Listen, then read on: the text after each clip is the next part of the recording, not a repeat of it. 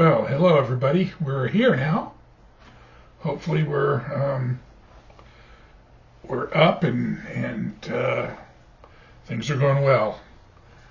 Again, it seems to be, and pardon me while I'm cleaning my glasses, but I can talk to you still. It seems to be, in reading the weather reports, we are in thunderstorm season. So we don't know what can happen. Things can just abruptly go out. If we do go offline, we will be back shortly. It takes about 3 minutes. It takes about 2 minutes for the generator to kick in and a minute or so for us to get everything else up. So just be patient and sign back on, or look for us to sign back on. We'll be there. If you're following us on Facebook Live, if you're following us on YouTube, it's just there'll just be a pause.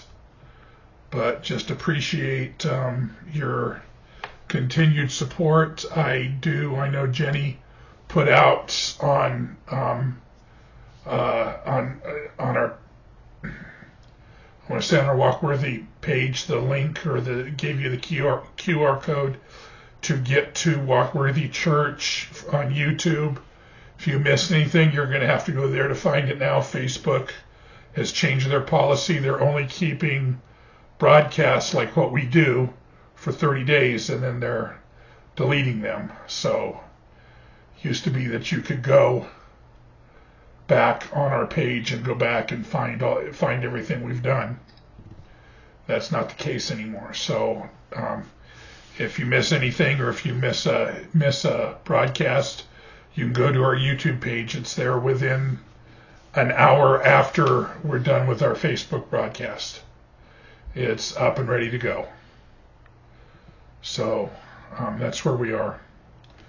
We are continuing our journey through Proverbs. I'm attempting, because like I've told you, we're in the middle of these 375 Proverbs that Solomon has they're just these standalone statements that he is just putting out for, really, in my mind, it's pointing us to that Christ-like behavior that we should all have. But we're going through them, and I'm just reading them, and if there's something to comment on, I'll comment on it. If there's a question that you have, and I've already passed it, please still put the question in. Type the question in. Jenny will stop me, and we'll go back and we'll talk about it. I don't want to skip over anything, but I know we're in a place where it seems like there's a lot of repetitive ideas, but it's really about, to me, it's talking about our character,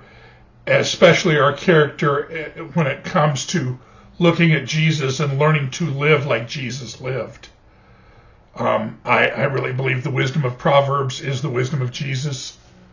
And, and that's where we see it. That's where it became personified, where wisdom became personified for us. And so I'm going to, over the next couple of weeks, try and take some really big bites so we can get through and get toward the last section of Proverbs, which picks up in about chapter 24 and goes to the end. That's ends Solomon's writing, and it becomes still things Solomon taught, but other people are writing and putting in there, and so there's a little different perspective. Again, Proverbs is something you would do well, at least for a while, to read every day. Like I have told you, I know a lot of people that read a proverb a day. Whatever day it is, today's the 6th, they would have read Proverbs 6 today. And that's the way they do it, and it's really to make it part of who you are. It doesn't take long. But so we ended partway into chapter 12 last week, and we're picking it up from verse 10. And I'm going to tell you tonight, I'm going to be jumping back and forth between the Bible that I use for teaching most of the time, the Christian Standard Bible, and the Living Bible. I know Jenny hates this. She tries to put down all the verses. We talked about that. She's not going to do that because it will block her. Eventually enough posts get put out, it will block her. So if there's a comment, she'll address it, and we'll talk about it there. But I think that there's some really good insight in here. And sometimes for me, just the way that it's read in the Living Bible just clicks. So I'll be jumping back and forth between the two.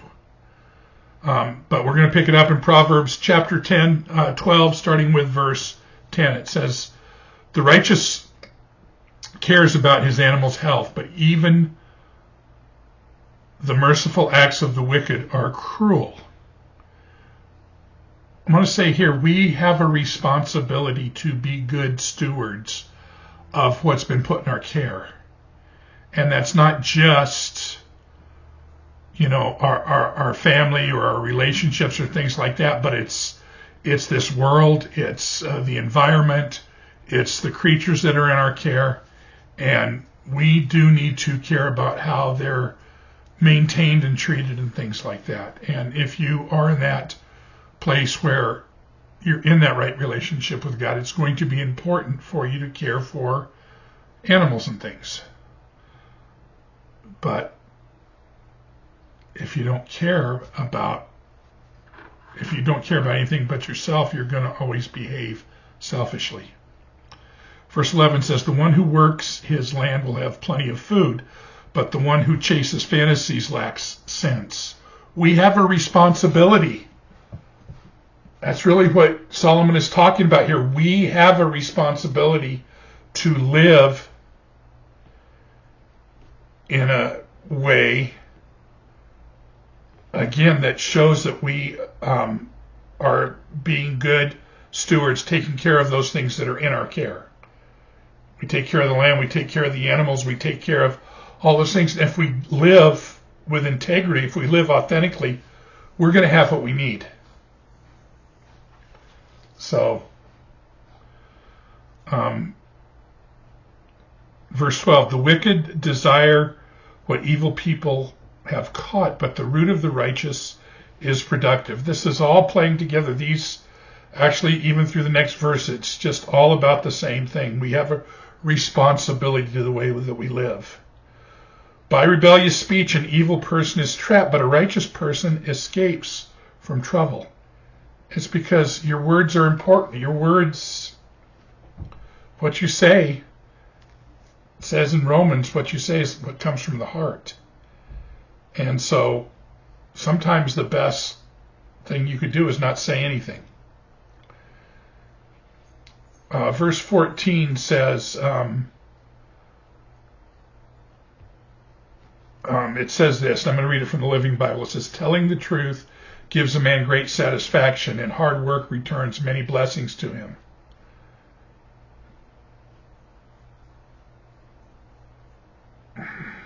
Simple enough, right?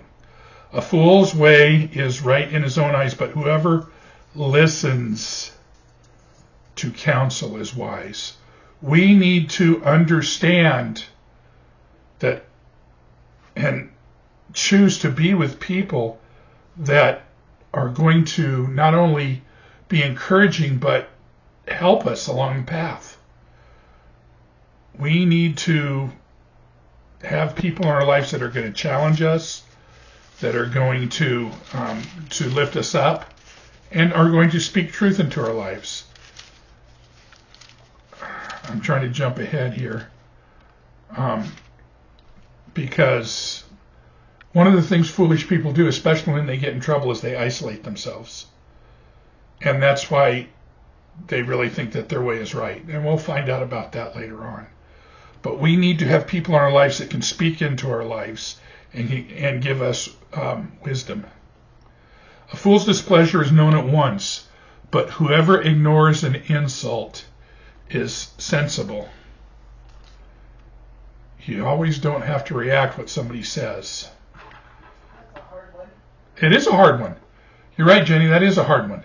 It's not an easy thing when you feel like you're being attacked, when you feel like you're being criticized.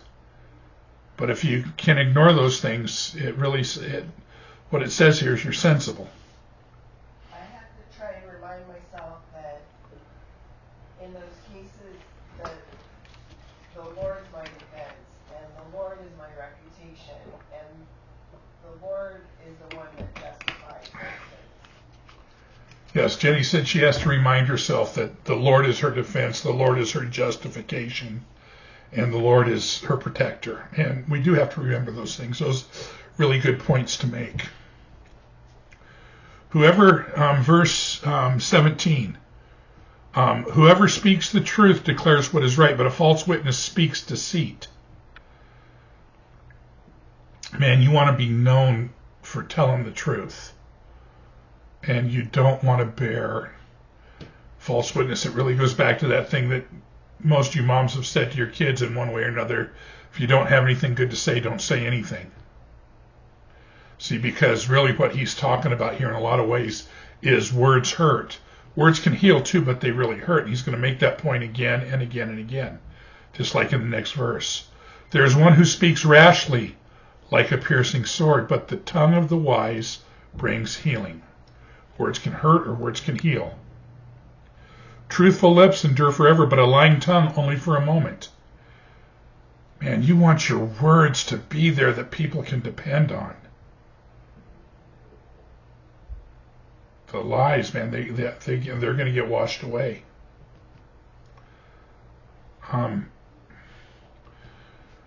12:19 in the Living Bible says this: truth stands the test of time. Lies are soon exposed. Man, I just like that. Truth is going to stand the test of time. Deceit in the hearts of those who plot evil. Deceit is in the heart of those who plot evil, but those who promote peace have joy. What is that? That Nehemiah said, the joy of the Lord is our strength. If we have that, no matter what the circumstance, we can have peace. It really talks about, and he's beginning to talk about what our security is in this verse and the next verse. No disaster overcomes the righteous. We are secure. We do have that security. But the wicked are full of ministry. I said ministry. Misery. No disaster overcomes the righteous, but the wicked are full of misery. Isn't that the truth? Somebody who is complaining all the time, man, they got to check their hearts. That reminds me of the movie The Road to Perdition. Yeah, Jenny said it reminds her of the movie The Road to Perdition, which is a very good movie.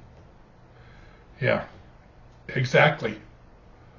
The son was he was really not happy about anything, was he? So, verse 22 is really an echo of what it said way back in chapter 6, where it was there's 6 things the Lord hates, but there's 7, and Solomon listed the 6 things. One of the things he talked about was lying lips. It says, lying lips are detestable to the Lord, but faithful people are his delight. Verse 23. It says, a wise man, I'm reading from the Living Bible, it says, a wise man doesn't display his knowledge, but a fool displays his foolishness. You know, you don't have to be out there proving to everybody you're smarter than everybody else. I've known some highly intelligent people that spend their lives making sure they're right about everything, and they're really not right about much, because it really impacts the relationships that they have. The diligent hand will rule, but laziness will lead to forced labor. It says in the Living Bible about this, it says, work hard and become a leader. Be lazy and never succeed. Like he said earlier, we have a responsibility to care for what's in our charge. We are to be good stewards. Anxiety in a person's heart weighs it down, but a good word cheers it up. Isn't that the truth? A righteous person is careful in dealing with his neighbor, but the ways of the wicked lead them astray. I think if you're in that right relationship with God, you understand the importance of genuine and authentic relationships. And that's what he's saying about being careful in his dealing with other people. And you're understanding the value of the relationship, and you don't want to do something that's going to hurt or harm that relationship with somebody else. A lazy hunter doesn't roast his game, but to a diligent person his wealth is present. There is life in the path of righteousness, and its path, and in its path there is no death. Isn't that a verse about salvation? I mean, that's what it says to me. So, dadgummit. I'm trying to keep up here with what I'm doing. Fred are on. They say hi. Hi, Rose and Fred. How you doing? I hope you're well.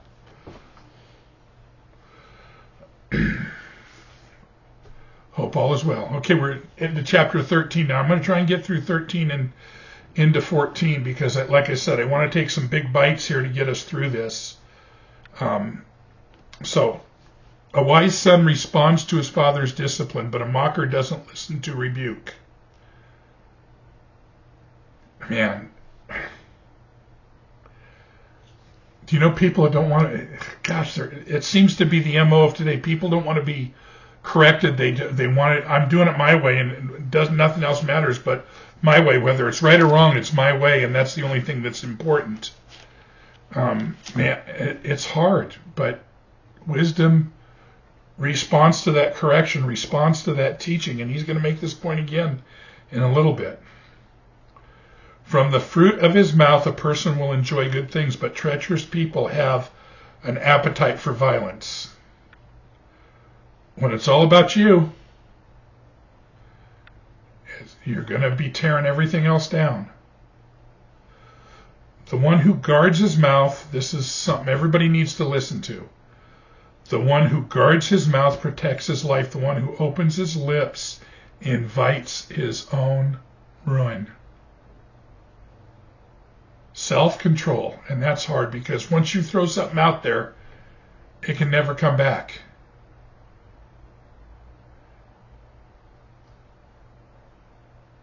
We need to be careful about the way we speak about and to people.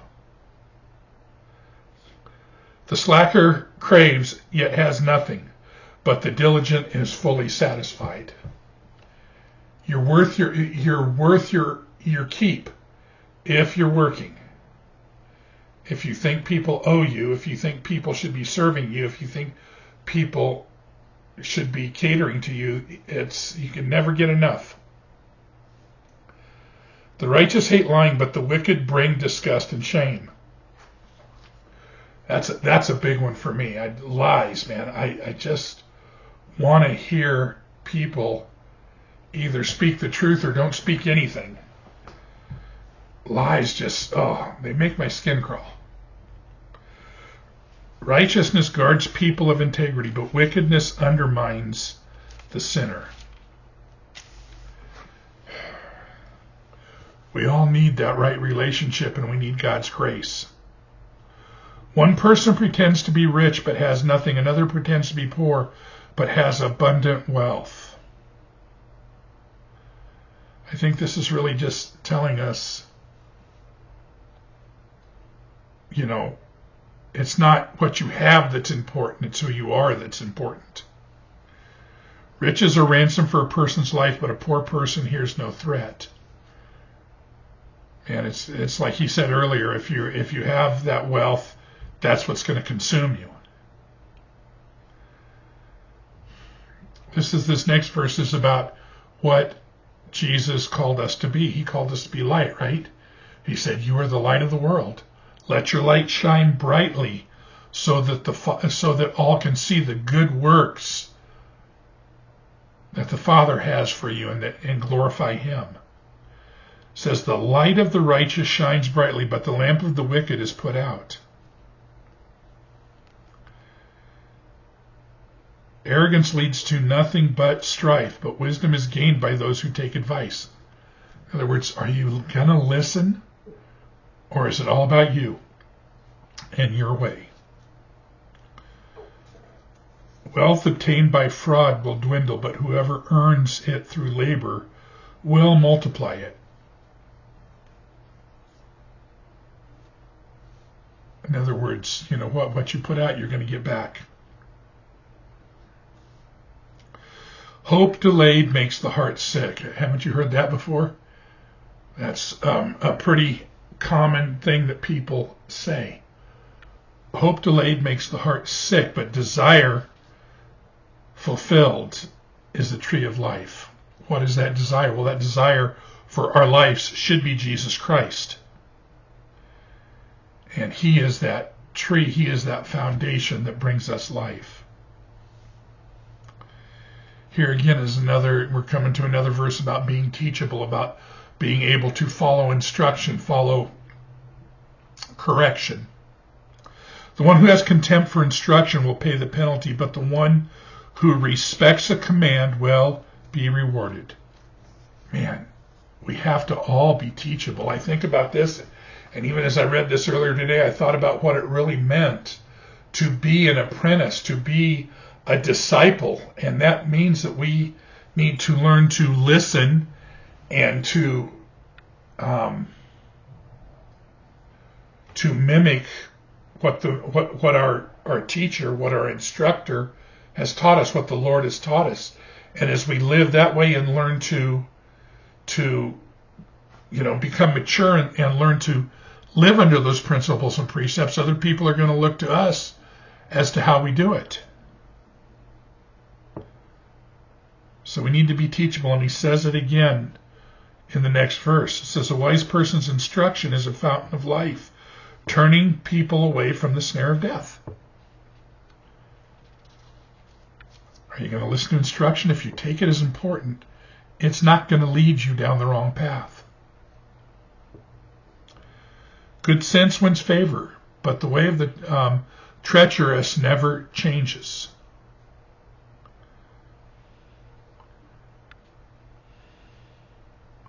It says in the Living Bible, a man with good sense is appreciated.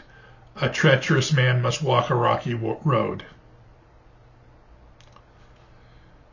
How many people do you want to be appreciated today? Well, I think it's seen in the way that we act and we behave. Every sensible person acts knowledgeably, but a fool displays his stupidity.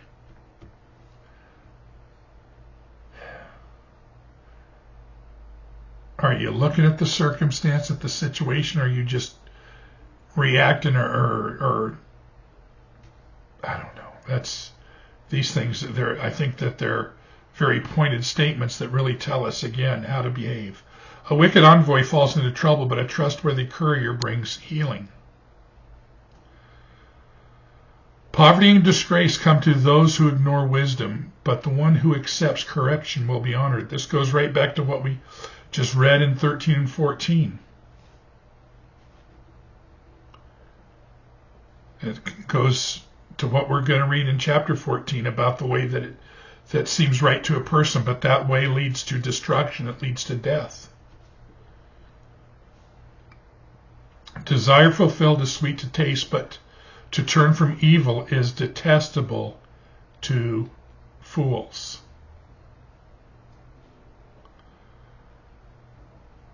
Our primary desire needs to be our relationship with the Lord. And then I think of what David said in the Psalms, that the love of the Lord, the instruction of the Lord is perfect, and it restores us. And it gives us life, and it's sweeter than anything else. The one who walks with the wise will become wise, but a companion of fools will suffer harm. Pay attention to who your companions are. Don't associate with those foolish people.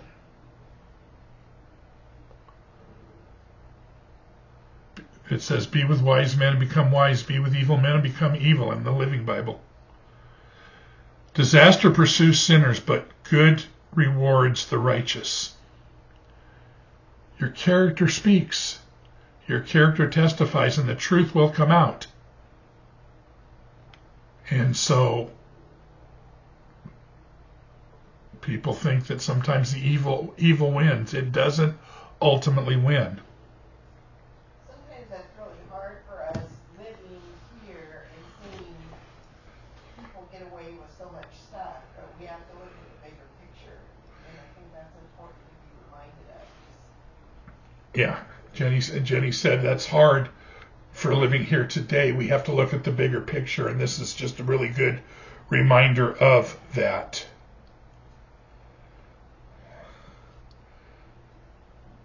It says, a good man leaves an inheritance to his grandchildren, but the sinner's wealth is stored up for the righteous. Are you taking care of your family or not? And it seems like if you're only taking care of yourself, it's going to be the people with those right relationships are going to end up with what you've placed value on. Excuse me. The uncultivated field of the poor yields abundant food, but without justice it's swept away. There's food everywhere you look. People complain because they don't have, and yet they sometimes miss what's right in front of them. And people need to be treated fairly and properly, and need to be encouraged to see the blessings that are right there. The one who will not use the rod hates his son, but the one who loves him disciplines him diligently. Man, this is hard for a lot of parents, especially today. Discipline is lacking in a lot of homes. It's what we need to be more worried about our kids' self-esteem than their actions or behaviors. That seems to be the mantra today, and that's leading us to a place where people don't feel like their parents really loved them. They don't feel loved and accepted or worth anything, and they're just doing whatever they want to do. It's up to the ones that have been there to teach the ones who are following behind how to walk the path. A righteous person eats until he is satisfied, but the stomach of the wicked is empty. It really means that the wicked is never satisfied. You can never have enough. That's what some people think.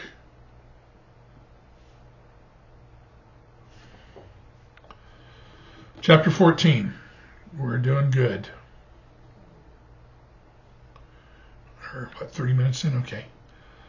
A wise woman builds her house, but a foolish one tears it down with her own hands.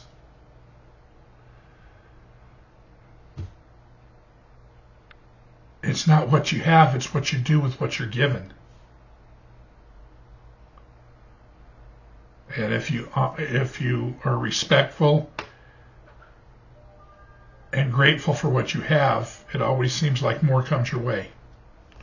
Whoever lives with integrity fears the Lord, but the one who is devious in his ways despises him.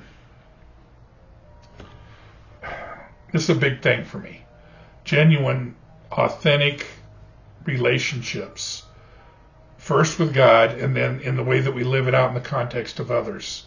That doesn't mean we're perfect. Lord knows I'm far from perfect. I have my own battles and struggles, and we all do. But people don't have integrity today. They're in any relationship. It seems like they're in most relationships for whatever they can get. And our relationship with God is about that love that gives, that love that sacrifices, that love that serves. And it starts first with that relationship with God. It's the way he treats us. And then we live it out in the context of the way we live with others. The proud speech of a fool brings a rod of discipline, but the lips of the wise protect them. You're going to be corrected if you're talking about self. It's going to lead you to failure and to correction and discipline. Where there are no oxen, the feeding trough is empty, but an abundant harvest comes through the strength of an ox.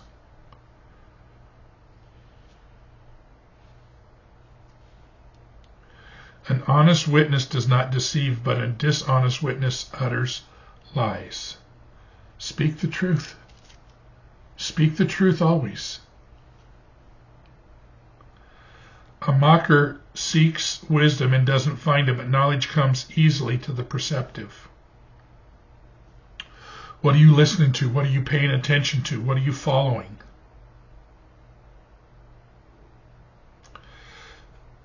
Again, this is about paying attention to the company you keep. Stay away from a foolish person. You will gain no knowledge from his speech. Really goes back to what he said in verse 20 of the previous chapter about walk with the wise and you'll become wise. Walk with a fool and you'll become a fool. The sensible person's wisdom is to consider his way, but the stupidity of fools deceives them. Are you aware of what's going on around you?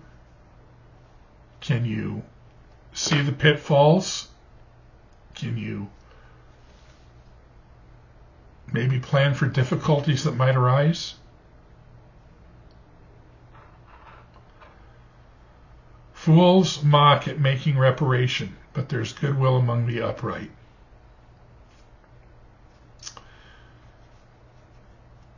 Don't take this out of context. We are supposed to care for our neighbors. We're supposed to care what happens for them. We're supposed to help them in every way we can.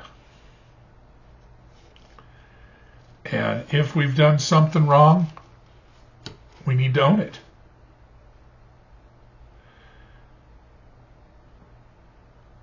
And we need to make it right.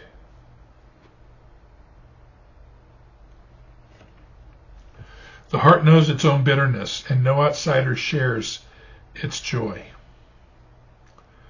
And do we know ourselves? This is a verse that points me to really seeking healing for those things that we carry inside ourselves. We don't know what journey anybody else is on, and sometimes we don't even know what journey we are on ourselves. But we need to work on those things. And I'm going to say this here, and it's not a popular idea or ideal in the church today, in some places.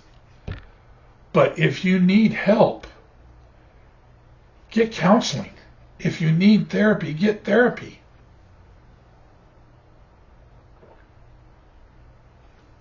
Excuse me, there are good Christian counselors out there to help you see and to help you walk according to biblical precepts and principles. The house of the wicked will be destroyed, but the tent of the upright will flourish.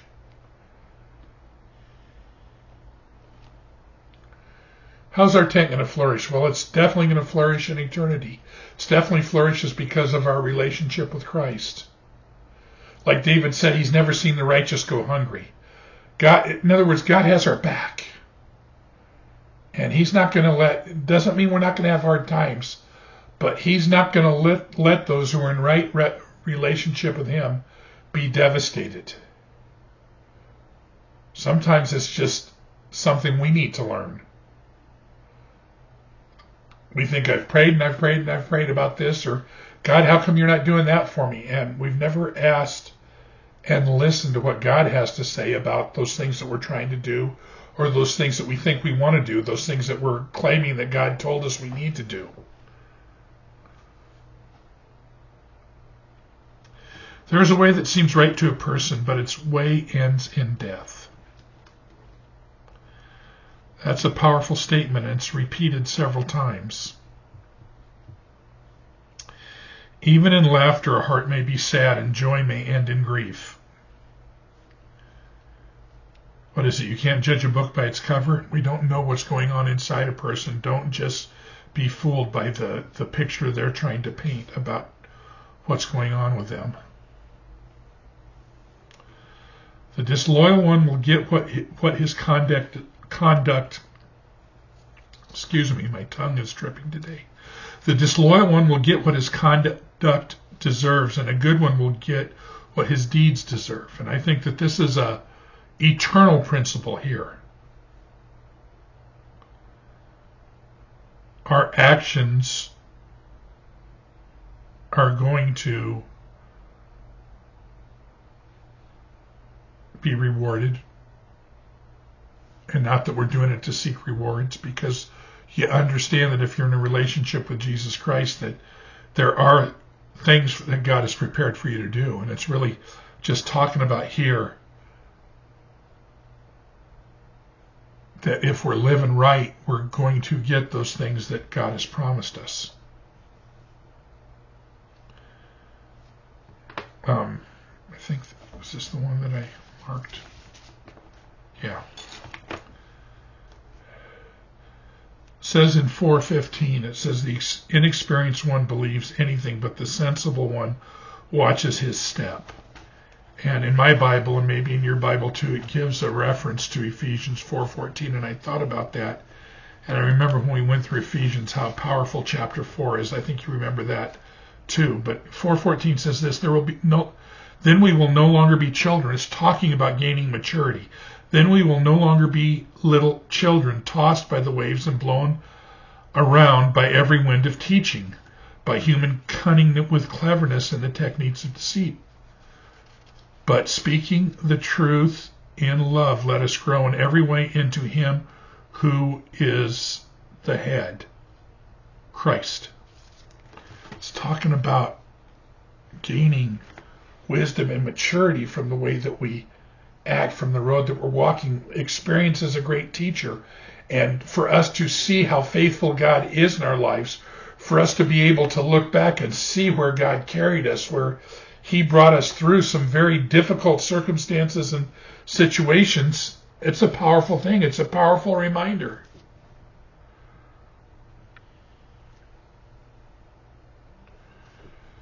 Verse 16 says, a wise person is cautious and turns from evil, but a fool is easily angered and is careless. In other words, if you're being told it's not you can't do it your way, that upsets people.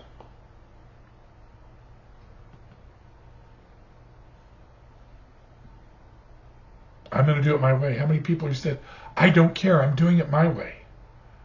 Sometimes that's a foolish statement. A quick-tempered person acts foolishly, and one who schemes is hated. This is one of those verses it's because it's a thing in my life. My temper is a thing in my life. And people would look at me and go, Rick, no, I'm not. I can fly off the handle very quickly, and it's something I'm working on. And I read verses like this, and I try and let it speak to me, to help me.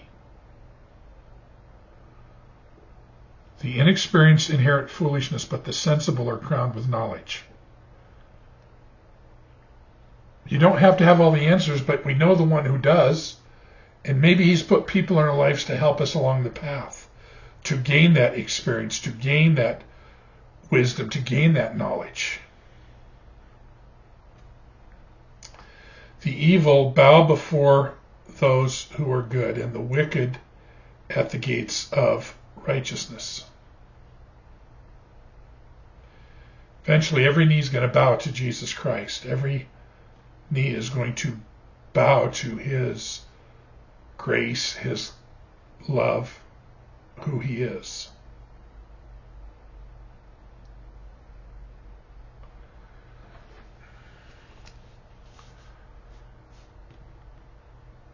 verses 20 and 21 really go together.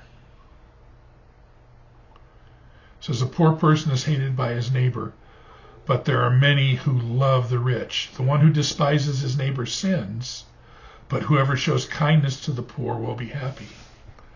Jesus, told them, even when Judas and the disciples were shocked that Mary, broke the oil, the perfume, and anointed Jesus' feet, and spoke, shouldn't we give this money to the poor? And Jesus said something very profound. The poor you're always going to have with you. There's always going to be people that don't have enough or think that they want something that they don't have. And they are going to be very vocal about letting you know that. And if God puts it on your heart to help them, you should do what you can to help them. But not everybody who's coming to you with a handout, not everybody who's claiming poverty is really poor. And this is where we need to use that experience and that wisdom that God has given us. And I don't care who it is, if God tells you, if God makes it really clear that you're supposed to help somebody and you don't help them, you're going to be in sin. But if you don't know, sometimes the best thing you can do is wait for God's guidance. Don't those who plan evil go astray, but those who plan good and find loyalty and faithfulness. There is profit in all hard work, but endless talk leads only to poverty. I know people that you can't distract them from their working.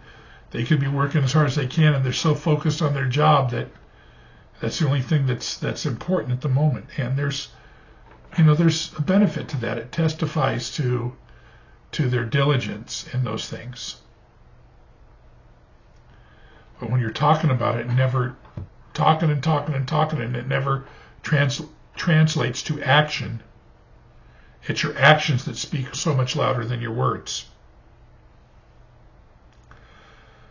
The crown of the wise is their wealth. Wisdom is more valuable than anything else.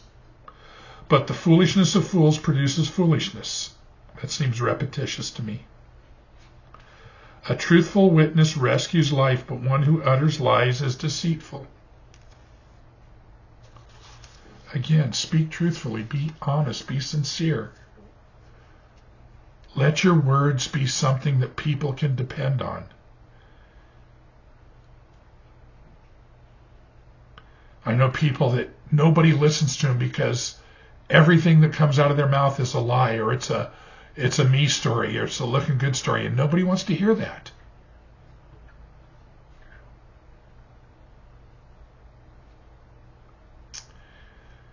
In the fear of the Lord, one has strong confidence, and his children have refuge. The fear of the Lord is the fountain of life, turning away people from the snares of death. What did it say earlier in the Proverbs? The fear of the Lord is the beginning of wisdom. We can have confidence in that if we're living in awe of God, if we're living reverent before a holy God. We can be confident that, again, that he hears us, that he knows us, and people around us that know us will see that. Jesus said something very similar, and seek first the kingdom of God and his righteousness. In other words, you're in awe of God and his kingdom. And you're seeking his guidance, his direction, and everything else is going to be taken care of. And all these things will be added to you, including being turned away from death and destruction. A large population is a king's splendor, but a shortage of people is a ruler's devastation. A patient person shows great understanding, but a quick-tempered one promotes foolishness.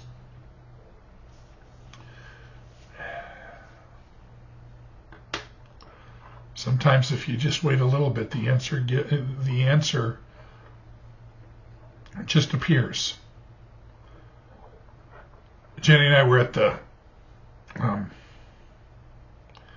doctor's the other day, and this I thought of this when I read this earlier. And there was a guy we were in a kind of a general waiting area, and there was a guy there that was reading the riot act to a customer service person who was trying to help him get an appointment. And he was threatening the guy's job, and he was, he just was, everything he said was not making sense. The guy had got him an appointment at another location, but he didn't want to go to the other location. He felt he was so important that he wanted them to cancel everybody else's appointment so he could get his test or his treatment. And that's just not the way things work. They ended up calling security on the guy. He ended up being hauled off. Didn't do him well in any way. And if he'd have just been patient and listened, the answer would have presented himself. A tranquil heart is life to the body, but jealousy is rottenness to the bones. Man, live at peace as best you can. Live at peace. The one who oppresses the poor person insults his maker, but the one who is kind to the needy honors him.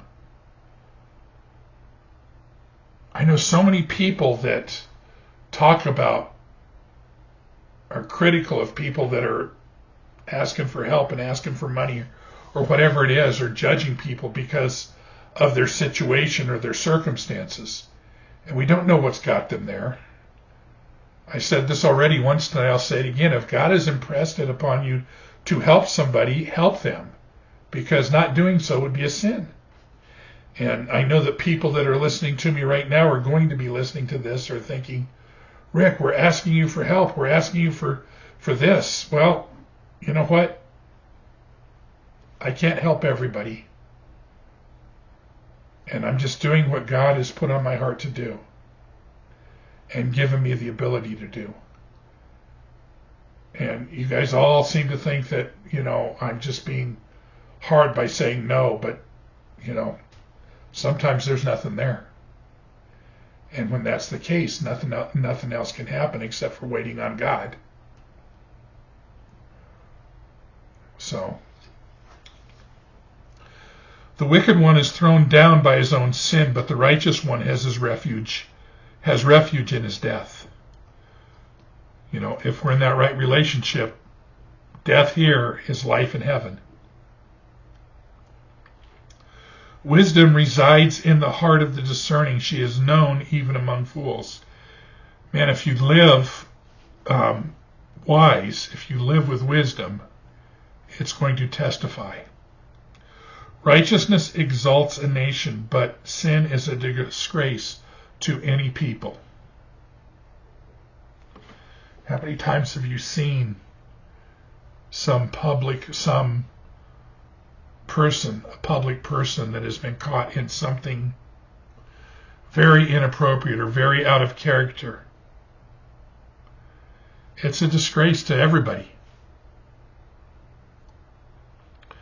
And this is where we're going to land tonight, at the end of chapter 14. It says, a king favors a prudent servant, but his anger falls on a disgraceful one. Serve, minister as best you can. I always think that I don't want to let my actions reflect poorly about the Jesus that I want everybody to see. So that's all I can tell you there. We're going to land here, and I need to say something, and I'm just not sure. I'm not sure about next week, because next Tuesday, next Tuesday is the 13th, and I have my my 24th colonoscopy. As many of you know, I'm a colon cancer survivor, and I've had some in the past, not recently, but in the past, I've had some abnormal polyps removed. I don't want colon cancer again, that's for sure. So I have a colonoscopy every other year, and my colonoscopy this year falls next Tuesday, and I don't know honestly how I'm going to be feeling after the colonoscopy. So I don't know if I'm going to be here next Tuesday. I should be. I'll say it this way, I should be. I usually bounce back pretty quick from these things, but things just seem to be a little different this time, and I don't know, being that this is a new place and being in Georgia now, I don't know how I'm going to bounce back from this. So we'll try and post something a few hours before and let you know if we're going to be going live or not. All right, but we will be together on Saturday and continuing our journey through John. So I hope you'll join us. Let me pray for us, and then I'll wrap us up for the evening. So Father, we are so grateful for your love, grateful for your person. Lord, I just sit in awe of who you are. And I want to take these principles that Solomon's talking about and apply them to my life so I can be that better reflecting mirror of you to a world who desperately needs these principles. So, Father, help us to live and walk according to who you've called us to be and according to what Jesus has taught us to be. Father, be with us tonight and just protect us, encourage us, continue to be the lifter of our heads. And for all of that, we want our words to reflect your goodness and grace to this world. May our actions and our choices honor you, Lord. This we pray in your precious name. Amen. Have a wonderful evening, all. Love you a lot. We will see you on Saturday, and then I will see you again, hopefully next Tuesday.